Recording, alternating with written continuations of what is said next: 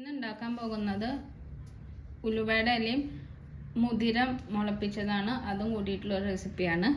ഉലുവയുടെ ഇല ഇവിടെ വൃത്തിയാക്കി വെച്ചിട്ടുണ്ട്. ഇനി ഇതൊന്ന് ചെറുതാക്കി മുറിച്ചെടുക്കണം. മുതിര ഒന്ന് വേവിച്ചെടുക്കണം. കുറച്ച് വെള്ളം ഒഴിച്ച് ഉപ്പിട്ടിട്ട് കുക്കറിൽ ഒരു വിസിൽ വരണ വരെ ഇതൊന്ന് വേവിച്ചെടുക്കാം. മുതിര ഒന്ന് വേവിച്ചെടുക്കാം. മുളപ്പിച്ചിട്ടുള്ള മുതിരയാണ്.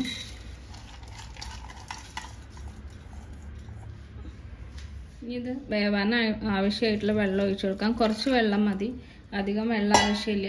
പിന്നെ ഞാനിവിടെ 1/2 കപ്പ് മുതിരയാണ് എടുത്തിരിക്കുന്നത്. കുറച്ച് ഉപ്പിട്ട് കൊടുക്കാം. ഇതൊന്ന് വേവിച്ചെടുക്കണം. ഒരു വിസിൽ വരണ വരെ വേവിച്ചെടുത്താൽ മതി.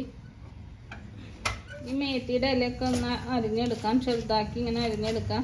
നിർബന്ധമൊന്നുമില്ല, വേണമെങ്കിൽ മാത്രം അരിഞ്ഞെടുത്താൽ മതി, അല്ലെങ്കിൽ ഇങ്ങനെ ഇട്ടിട്ടും ഉണ്ടാക്കാം. ഓരോരുത്തരുടെ ഇഷ്ടം പോലെ ചെയ്യാം.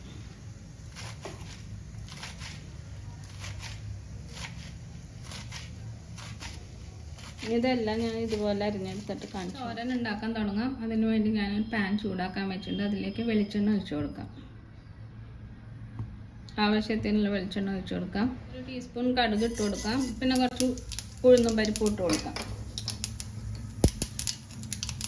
1/2 ടീസ്പൂൺ ഉഴുന്നും പരിപ്പ്. ഇത് കടുകും ഉഴുന്നും പരിപ്പൊക്കെ നന്നായി മൂത്ത് വറ്റൽമുളക് ഇട്ട് കൊടുക്കാം. പിന്നെ ഒരു സവാള ചെറുതായി അരിഞ്ഞത്, 2 പച്ചമുളക്, 2 വെളുത്തുള്ളി അത് ഇട്ട് കൊടുക്കാം.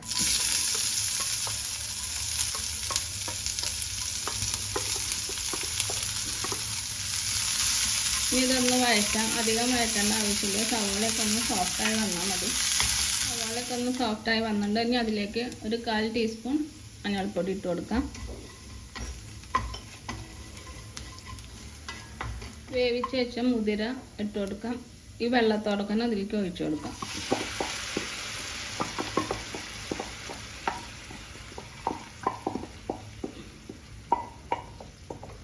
ചെറുതാക്കി അരിഞ്ഞു വെച്ച മേത്തിയുടെ ഇല ഇട്ട് കൊടുക്കാം. ഞാനിവിടെ 1/2 കിലോ മേത്തിയുടെ ഇലയാണ് എടുത്തിരിക്കുന്നത്.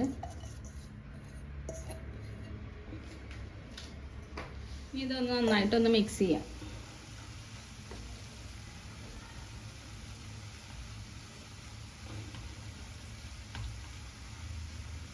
ഇത് ഞാൻ നന്നായി മിക്സ് ചെയ്തിട്ടുണ്ട്.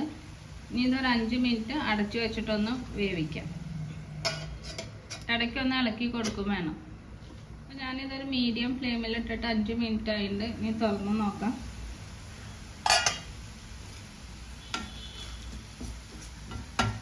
ഇപ്പോൾ വെള്ളമൊക്കെ വറ്റിയിട്ടുണ്ട്. ഉപ്പുണ്ടോ നോക്കാം. ഉപ്പ് കുറവാണ്. ആദ്യം മുതിര വേവിക്കുമ്പോൾ ഉപ്പിട്ടിട്ടാണ് വേവിച്ചെടുക്കുന്നത്. അത് കാരണം ഞാൻ കുറച്ച് ഉപ്പിൻ്റെ കുറവുണ്ട്. കുറച്ച് ഉപ്പ് ഇട്ട് കൊടുത്തിട്ടുണ്ട്. ഇനി ഇതിലേക്ക് കുറച്ച് തേങ്ങ ചിരകിയത് ഇട്ട് കൊടുക്കാം.